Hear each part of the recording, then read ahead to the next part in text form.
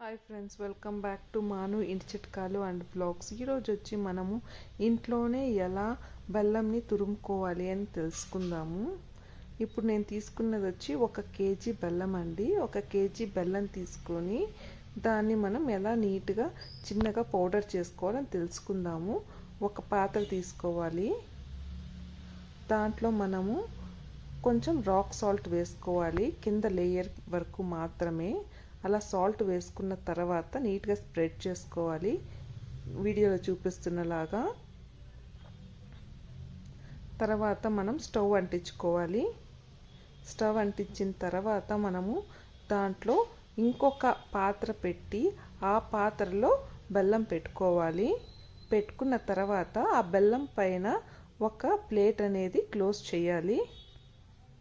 Close చేసిన తర్వాత overall ఆ పాత్ర పైన ఇంకొక మూత ముయ్యాలి. మూసిన తర్వాత 10 మినిట్స్ వదిలేయాలి. 10 మినిట్స్ చాలా స్లిమ్లో పెట్టి వదిలేయాలి. వదిలితే మనకు బెల్లం కొంచెం సాఫ్ట్ అవుతుంది. తీసుకొని ఇలా ఈజీగా కట్ చేసేయచ్చు. మనం చక్కెర వాడడం బదులు బెల్లం వాడితే చాలా మంచిది. పిల్లలకి మనము చక్కెర కలిపి పాలల్లో ఇచ్చే బదులు ఇలా బెల్లం కలిపి ఇస్తే ఆరోగ్యానికి చాలా మంచిది. పాలు బాగా కాంచిన తర్వాత లాస్ట్లో కొంచెం బెల్లం కలిపి వాళ్ళకిస్తే హెల్త్కి చాలా మంచిగా ఉంటుంది. టీలో కానీ కాఫీలో కానీ మనము యూజువల్గా చక్కెర వాడతాం కదా, దాని బదులు ఇలా బెల్లం మనం ఇంట్లోనే తురుముకోవచ్చు ఈజీగా. అలా మనం చాక్లో ఇలా అంటుంటే ఈజీగా వచ్చేస్తుంది, బెల్లం మొత్తం పౌడర్ అయిపోతుంది.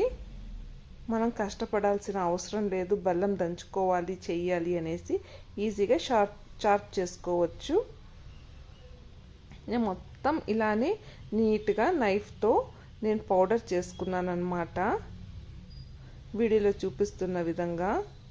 మొత్తం 1 కేజీ బెల్లం తురుముకోవడానికి మనకు 5 నిమిషాల కన్నా ఎక్కువ టైం పట్టదండి. చాలా ఈజీగా చాకుతో మనం తురుముకునేయచ్చు. చూస్తున్నారా వీడియోలో ఎంత సాఫ్ట్గా వస్తుందనేసి. ఇలా చేస్తే మనకు పొడి పొడిగా ఉంటుంది. బెల్లం అనేది నీళ్ళంతా కాకుండా బాగుంటుంది. అదే మనం దంచుకునేకి పోతే కొంచెం పెద్దదిగా కొంచెం చిన్న పీసులుగా పాలల్లో మిక్స్ చేసుకోవడానికి మనకు అంత తొందరగా కరగదనమాట. ఇలా చేసుకుంటే మనకు ఈజీగా అవుతుంది. చూసారా లాస్ట్లో ఎలా ఉంది అనేసి. దీన్ని మనం చేత్తో ఇలా అంటే మొత్తం పౌడర్ అయిపోతుంది.